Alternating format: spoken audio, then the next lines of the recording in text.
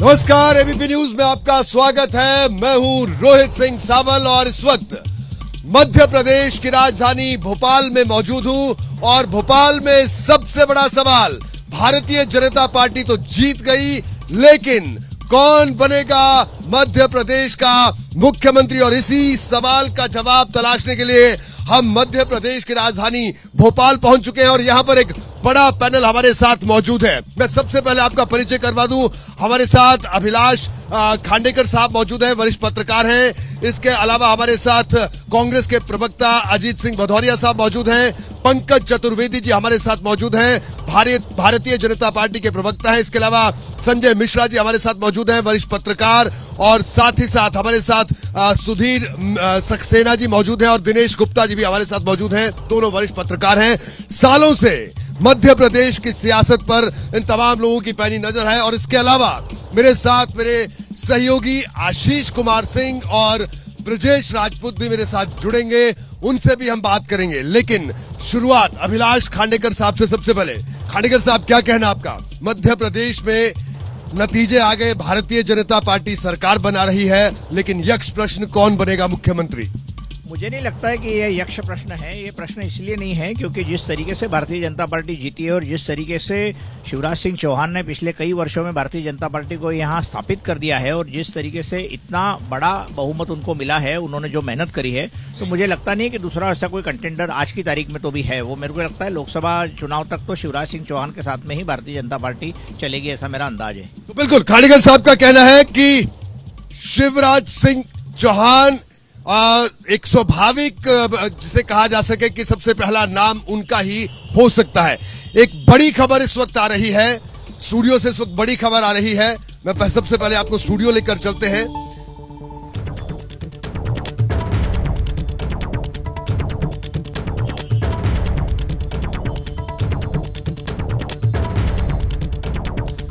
और इस वक्त की बड़ी खबर मैं आपको बता दूं कि कांग्रेस मध्य प्रदेश में हार की समीक्षा करेगी। हालांकि भारतीय जनता पार्टी में विधायक दल की बैठक कब होगी अभी तक इसकी तारीख तो नहीं आई है, लेकिन हाँ, कांग्रेस की तरफ से ये बात निकलकर सामने आ रही है कि कांग्रेस के जो तमाम विधायक के प्रत्याशी थे, सब लोगों को यहां पर मध्य प्रदेश की राजधानी भोपाल में बुलाया गया है, जहां पर बैठक होगी कल।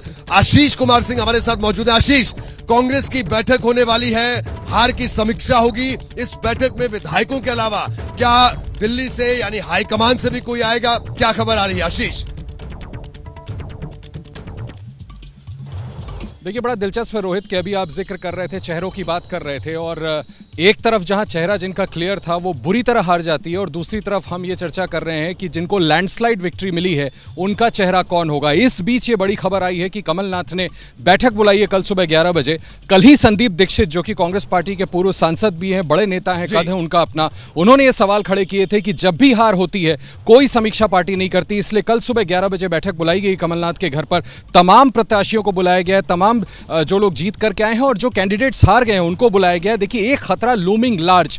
अब लगता है कि लोकसभा में फिर से कहीं वाइप आउट की नौबत ना आ जाए, क्योंकि विधानसभा तो हाथ से निकल गया। अब ये कैसे इंश्योर करें कि किसी तरह से लोकसभा में इज्जत बचाने की परफॉर्मेंस तो कर ली जाए। मुझे लगता है इस वजह से ये बैठक बुलाई गई है और जिम्मेदारियां अब तय करना इनएविटेबल है कांग्रेस पार्टी के लिए, क्योंकि कमलनाथ और दिग्विजय सिंह की लीडरशिप पर अब आगे आने वाले दिनों में बड़े सवाल उठेंगे। आशीष, लेकिन मध्य प्रदेश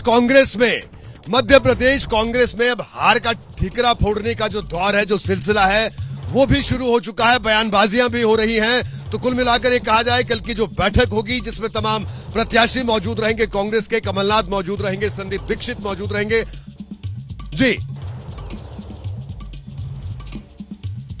जी आशीष। जी बिल्कुल रोहित, आप बिल्कुल सही कह रहे हैं कि जिम्मेदारियां तो तय करनी पड़ेंगी। इतने बड़े बड़े नाम हार गए।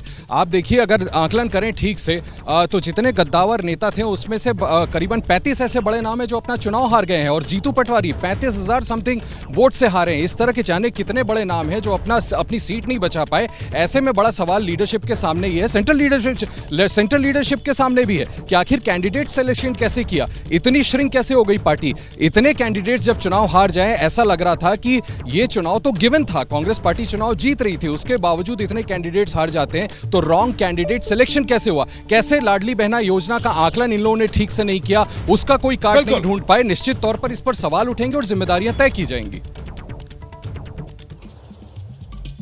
बिल्कुल आशीष, बिल्कुल जिम्मेदारी तय होगी और इसीलिए कांग्रेस की बैठक है, महत्वपूर्ण बैठक है। एक और बड़ी खबर मध्य प्रदेश से, वीडी शर्मा को आज भोपाल में रुकने के लिए कहा गया है। संसद का शीतकालीन सत्र चल रहा है, लेकिन वो सत्र में मौजूद नहीं रहेंगे, उनको भोपाल में ही रुकने के लिए कहा गया है। मैं आपके पास आऊंगा संजय मिश्रा साहब, जो लगातार खबरें आ रही है, कांग्रेस में कल बैठक है, वीडी शर्मा को भोपाल रुकने के लिए कहा गया है। क्या इन तमाम बातों से कोई संकेत मिल रहा है? क्योंकि सवाल यह है कि नाम को लेकर एक सस्पेंस अभी भी बना हुआ है। देखिए, वीडी शर्मा प्रदेश अध्यक्ष हैं, जाहिर सी बात है कि उनकी भूमिका बड़ी है और इससे इनकार नहीं किया जा सकता है कि जिन नामों पर मुख्यमंत्री पद के लिए जिन नामों पर विचार हो रहा है उनमें एक उनका नाम भी है। मैं इस बात से सहमत हूं कि शिवराज सिंह चौहान के लगभग उन्हीं के नेतृत्व में ही चुनाव लड़ा गया है, भले ही कोई घोषित चेहरा नहीं था, पर जिस तरह से चुनावी परिदृश्य में शिवराज सिंह चौहान ने खुद को लगाया, जिस तरह से आगे बढ़ के उन्होंने जिम्मेदारियां संभाली, सर्वाधिक सभाएं की, जिस तरह से लाडली बहना योजना को लेकर के वो सामने आए, उससे उनका ही चेहरा सार्वजनिक हुआ, इसलिए उनकी पहली दावेदारी तो बनती है। शिवराज सिंह चौहान की बड़ी दावेदारी बनती है, इनका भी कहना। सर, आपका क्या कहना है? देखिए, मध्य प्रदेश में भारतीय जनता पार्टी की जीत ही अप्रत्याशित तो नहीं है, लेकिन विस्मयकारी जरूर है। यहाँ तक कि भारतीय जनता पार्टी के शिविर में भी किसी को अंदाजा नहीं था कि इतना प्रचंड बहुमत मिलेगा। जहाँ तक शिवराज सिंह चौहान की बात है, उनका दावा मजबूत जरूर है, लेकिन वो 4 बार मुख्यमंत्री पद की शपथ ले चुके हैं। मुझे लगता है कि इस बार भारतीय जनता पार्टी किसी नए चेहरे को बतौर मुख्यमंत्री चुनेगी, क्योंकि शिवराज सिंह चौहान पवन चामलिंग या वीरभद्र सिंह या ज्योति बसु या माडक सरकार की पांच में पहले से ही खड़े हो चुके हैं। भारतीय जनता पार्टी की कोशिश होगी कि वो किसी नए चेहरे को यहाँ उतारे, ताकि तो सर आपकी राय अलग है। आपका कहना है कि यहाँ पर एक सस्पेंस बना हुआ है, कोई नया नाम सामने आ सकता है। सर, आप सहमत हैं? देखिए, भारतीय जनता पार्टी को आगे की जो 20 साल की राजनीति है, पिछला 20 साल हमने देख लिया कि शिवराज सिंह चौहान ने मध्य प्रदेश को दिया और भारतीय जनता पार्टी को मजबूत किया है। तो आगे जब उसको, क्योंकि जब एक चेहरा चाहिए और ऐसा चेहरा चाहिए जो लोगों को अट्रैक्ट करता हो, तो पार्टी यहाँ से अब ये तय करेगी कि आगे जो 20 साल की मध्य प्रदेश में लीडरशिप है, जिसके नेतृत्व में भी आप लोकसभा चुनाव हो या कोई भी चुनाव हो, मध्य प्रदेश में जिस तरह से शिवराज सिंह चौहान ने भारतीय जनता पार्टी को स्थापित किया है, उसी तरह से उसको वो बना के भी रखे। तो ये बहुत ऐसा विषय है, इस पर कोई भी पार्टी का नेतृत्व है इतनी आसानी से नेतृत्व नहीं ले सकता। शिवराज सिंह चौहान का जो दावा है वो अनदेखा नहीं किया जा सकता। उनकी जिम्मेदारी भी आगे तय करनी होगी, क्योंकि किसी व्यक्ति को आप 20 साल बाद के मुख्यमंत्री को यदि पद से हटाते हैं तो क्या उसे आप राष्ट्रीय अध्यक्ष बनाएंगे या किसी और पद पर ले जाएंगे? जब तक उनकी जिम्मेदारी तय नहीं हो जाती। आपका कहना है कि नई भूमिका, लेकिन नया नाम भी सामने आ सकता है। बिल्कुल बिल्कुल नया नाम। तो बिल्कुल देखिए, हमारे जो तमाम वरिष्ठ पत्रकारों का एक बड़ा पैनल मध्य प्रदेश की सियासत पर पैनी नजर तमाम लोग रखते हैं। यहाँ पर भी राय बटी हुई है, यहाँ पर भी मामला 50-50 का है। आधे लोगों को लगता है शिवराज सिंह चौहान पहली और स्वाभाविक पसंद है, लेकिन आधे लोगों को यह लगता है कि कोई नया चेहरा भी सामने आ सकता है। बीजेपी के प्रवक्ता भी हमारे साथ मौजूद है, पंकज चतुर्वेदी साहब। पंकज जी, जनता ने मैंडेट दे दिया, अब सवाल वही कौन बनेगा मुख्यमंत्री। लाडली बहना योजना का जिक्र हमारे तमाम वरिष्ठ पत्रकार यहां पर कर रहे थे, प्रधानमंत्री कर रहे हैं। लाडली बहना योजना को लाने वाले शिवराज सिंह चौहान, तो साहब कब तक ये सस्पेंस? देखिए रोहित जी, सस्पेंस का विषय नहीं है। सबसे पहले तो हम कृतज्ञता ज्ञापित करते हैं इन चारों राज्यों की। मैं तेलंगाना का उल्लेख भी करूंगा कि वहां हमको मेजोरिटी नहीं मिली, पर हमारे प्रत्याशी ने मुख्यमंत्री को पराजित किया। बहुत कृतज्ञ हम जनता जनार्दन के। जहां तक मुख्यमंत्री का विषय है रोहित जी, तो स्पष्ट तौर पर भारतीय जनता पार्टी का पार्लियामेंट्री बोर्ड तो संगठन तय करेगा, पर एक बात सुनिश्चित है कि भारतीय जनता पार्टी का कार्यकर्ता मध्य प्रदेश का मुख्यमंत्री बनेगा, इसमें कोई संदेह की बात नहीं है। जी भदौरिया साहब, ये जो हार हुई कांग्रेस की, कल मंथन हो रहा है, उम्मीद थी इस तरह की हार की? देखिए, हार की उम्मीद किसी को नहीं होती है। देखिए, मैं आपको बताऊं, हार की उम्मीद क्या, भारतीय जनता पार्टी की ये जीत की उम्मीद ना किसी पत्रकार को थी, ना जनमानस को थी। स्वयं भारतीय जनता पार्टी के चाहे जितने कद्दावर नेता आज कोई भी एनालिसिस कर ले, वो खुद नहीं कह रहे थे, लेकिन हुआ तो यही हुआ ना। अब हुआ, ये आश्चर्यजनक है, ये भी शोध का विषय है। क्यों हुआ? जिस राज्य में 18 साल से मुख्यमंत्री है, 18.5 साल से सरकार है, व्यापम कांड जैसे कांड हो चुके हैं, पटवारी परीक्षा में सीटें बेची जा रही हैं, महिला अत्याचार, आदिवासी अत्याचार में लगातार नंबर 1 है, आप जहां महंगाई चरम पर है, उस राज्य में इस तरीके का बहुमत आना अपने आप में आश्चर्यजनक है। देखिए रोहित जी, हमारे नेता आदरणीय अमित शाह जी ने डे 1 को फिक्स किया था कि हम 150 सीटों का मार्क क्रॉस करेंगे। प्लानिंग थी बूथ पर काम करना, और मध्य प्रदेश का जो बूथ का मॉडल है, डिजिटल बूथ का मॉडल, मेहनत से जीते, बूथ पे जीते हैं कि मशीन पे जीते हैं, ये तो राम जाने। जैसा ईवीएम की एंट्री, देखिए ये तो होगा।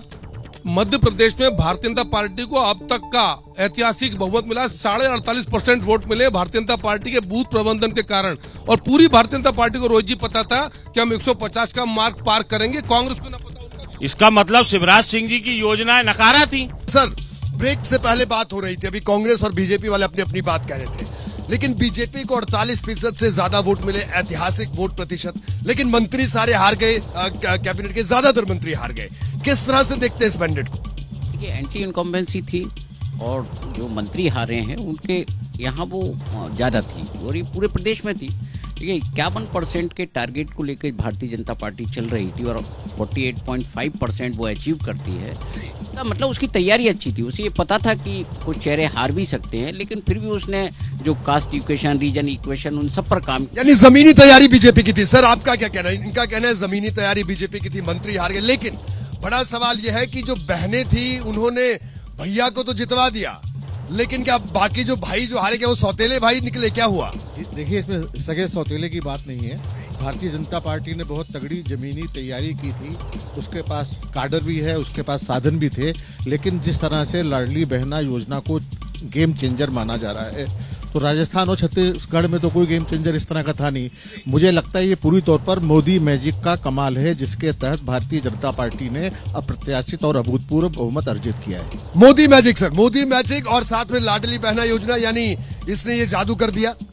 देखिए मध्य प्रदेश के संदर्भ में जब देखेंगे तो एंटी इनकम्बेंसी की चर्चाएं न जाने कितने दिनों से, पिछले 6 महीने से तो खूब चल रही थी, और इन चर्चाओं से सबसे ज़्यादा परेशान भाजपा का नेतृत्व था। इसीलिए राज्य में उन्होंने सामूहिक नेतृत्व में चुनाव लड़ने का फैसला किया, ये संदेश दिया कि हमारा कोई चेहरा एक चेहरा नहीं है। लेकिन कांग्रेस उस सहारे बैठे रही कि एंटी इनकम्बेंसी का माहौल है पूरी तरह से, और उसे उसका लाभ मिल जाएगा, जबकि भाजपा ने इसे चुनौती के रूप में लिया। आप देखिए कि पूरा नेतृत्व, भारतीय जनता पार्टी का शीर्ष नेतृत्व और आम कार्यकर्ता बूथ स्तर तक, सबने मिलजुल कर काम किया। प्रधानमंत्री यानी बीजेपी ने जमीनी स्तर पे काम किया और कांग्रेस एंटी इनकम्बेंसी के सहारे बैठी रही, ये एक बड़ा पॉइंट। तो बिल्कुल हम भोपाल में मौजूद हैं, ये जानने की कोशिश लगातार जारी है कि आखिरकार मध्य प्रदेश का मुख्यमंत्री कौन बनेगा। और मैं आपको बता दूं कि इस वक्त भोपाल में राजनीतिक जो हलचल है वो भारतीय जनता पार्टी के खेमे में भी तेज हो गई है। ब्रजेश राजपूत इस वक्त हमारे साथ मौजूद हैं, हमारे वरिष्ठ सहयोगी। ब्रजेश, जो खबर आ रही है बीजेपी के खेमे से, बीजेपी के प्रदेश अध्यक्ष वी डी शर्मा साहब, उनको यहीं रुकने के लिए कहा गया है। शीतकालीन सत्र चल रहा है संसद का, उसके बावजूद वो यहां पर हैं। अब बीजेपी के खेमे में किस तरह की तैयारी है, विधायक दल की बैठक कब होने वाली है, इसके बारे में कुछ जानकारी मिल पा रही है ब्रजेश?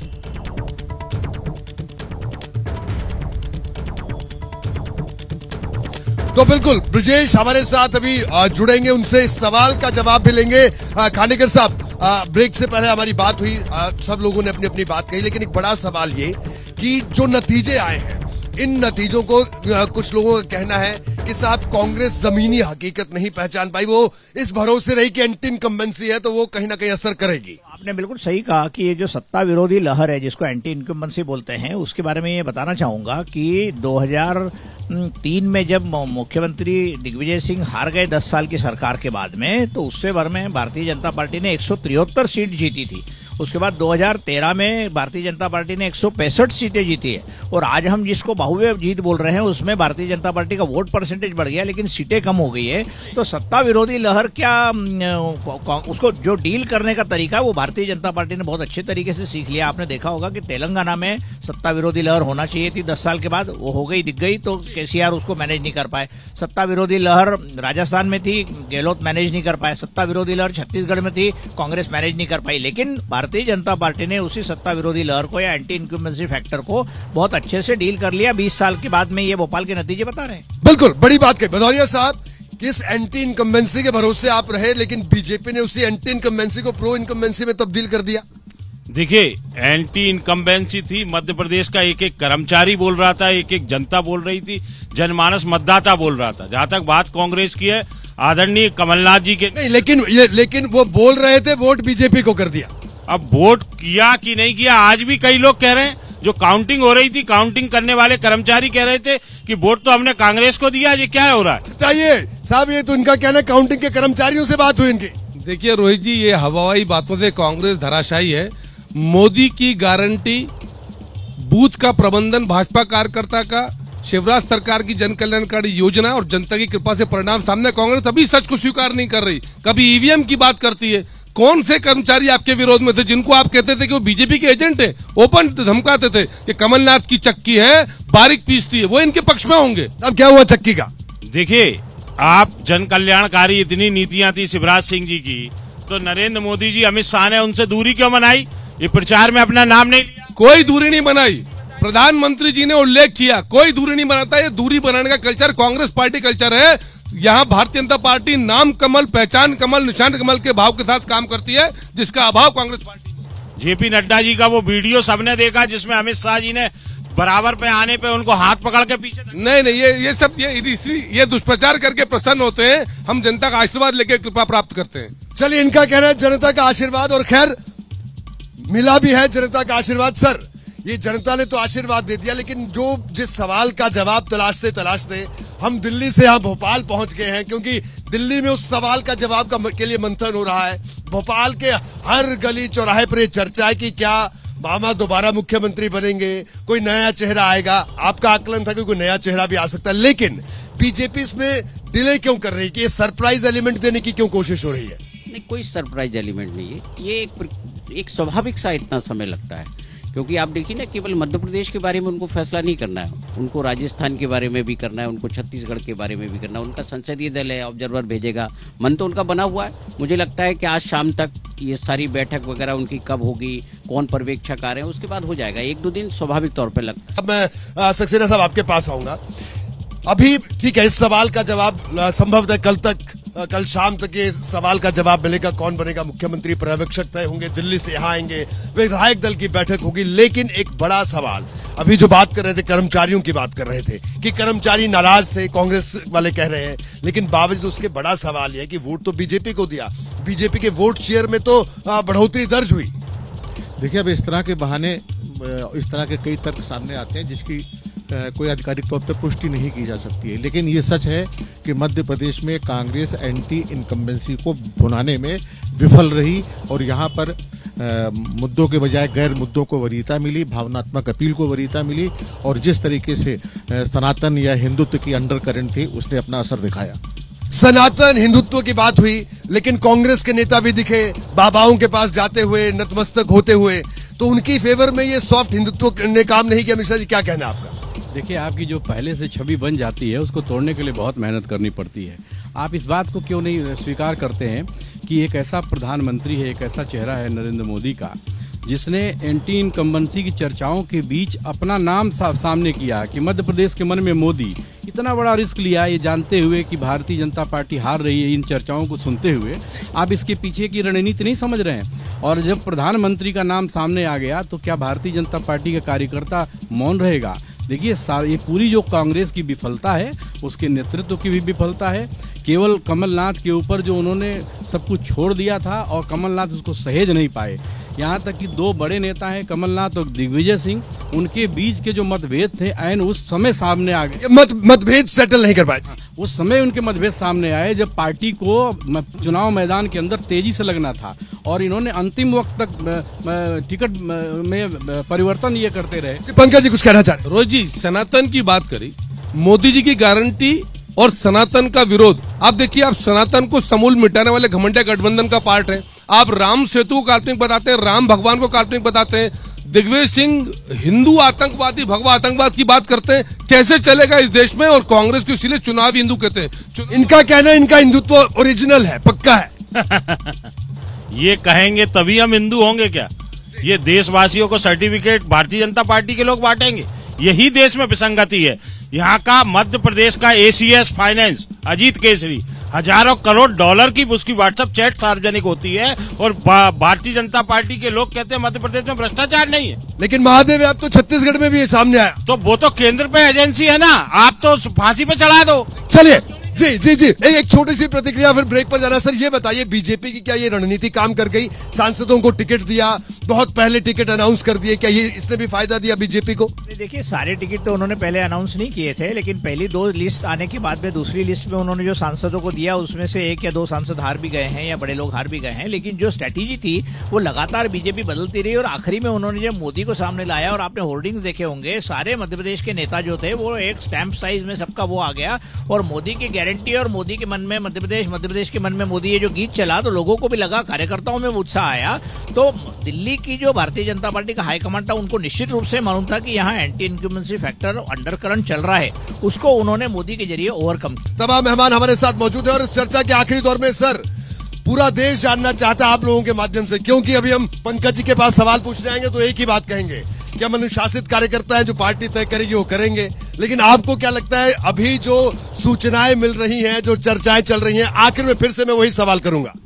देखिए, जो मैंने कहा ना कि पार्टी आगे 20 साल की रणनीति पर काम कर रही होगी, तो उसे लगेगा कि आगे की जो भारतीय जनता पार्टी की लीडरशिप है, उस लीडरशिप में ऐसे कितने चेहरे हैं जो इस जिम्मेदारी को संभाल सकते, उसी का ये पूरा खेल है आगे की राजनीति की, आगे की राजनीति का खेल। लेकिन शिवराज सिंह चौहान को इग्नोर करना भी एक बड़ी चुनौती होगी, क्योंकि उनको इग्नोर करना आसान नहीं है। देखिए, इग्नोर करने की बात नहीं है, लेकिन मध्य प्रदेश आदिवासी बहुल राज्य है, विकासशील राज्य है, और मुझे लगता है कि जिस तरह से वो कंगाली के मुहाने पर खड़ा हुआ है, तो मध्य प्रदेश को एक डायनेमिक और एक युवा मुख्यमंत्री चाहिए। नेताओं की कमी नहीं है। देखिए, अभी तो 24 घंटे भी नहीं हुए हैं, मुझे लगता है शाम तक फैसला होगा।